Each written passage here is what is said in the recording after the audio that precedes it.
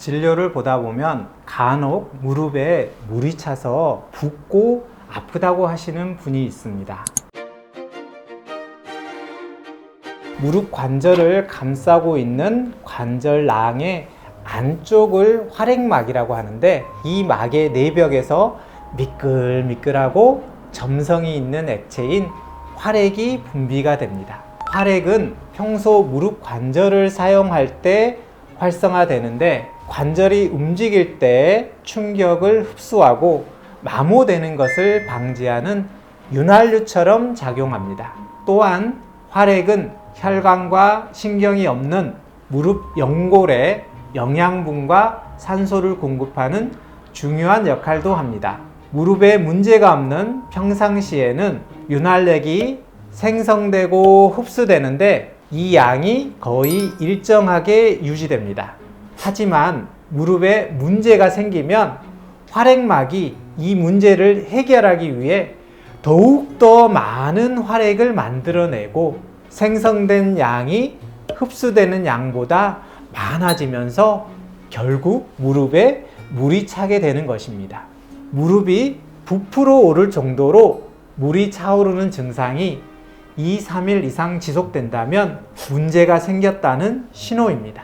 활액이 과다 분비되면 관절각 내 압력이 증가하면서 통증과 열감이 동반될 수 있고 무릎 관절 주위 근력을 약화시킬 우려가 있습니다. 때문에 무릎에 물을 뽑아주는 것이 일시적인 증상 완화에 도움이 될 수 있습니다. 하지만 무릎에 활액이 차오르는 것은 어떤 문제의 결과이므로 원인을 치료한다는 관점에서 본다면 단순히 물을 빼는 것은 근본적인 대책이 아닙니다. 또한 물을 제거하기 위해 자주 관절 천자를 하는 것은 오히려 감염 위험을 높일 수 있습니다. 따라서 물이 차는, 즉 활액이 과다 분비되는 원인 치료를 해야 됩니다.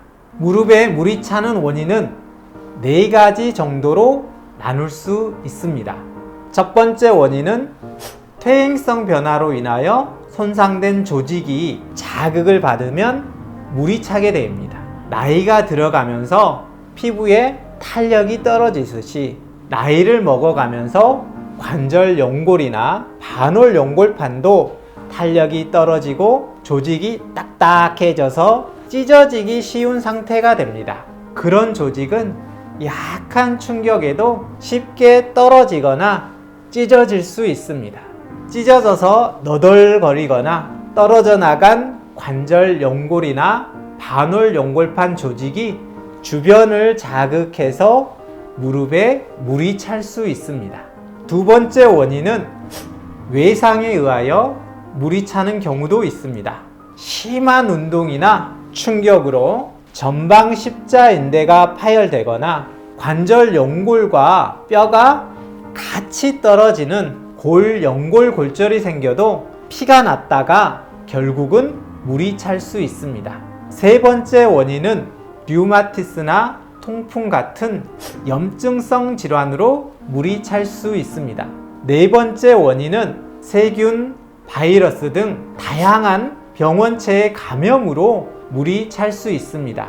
무릎에 물이 찬 경우 단순히 물을 빼주는 치료를 하거나 물을 빼도 다시 차고 감염의 우려가 있어 아예 치료를 하지 않으시는 것보다는 물이 차는 원인을 파악하고 그에 맞는 치료를 받으시는 것이 필요합니다.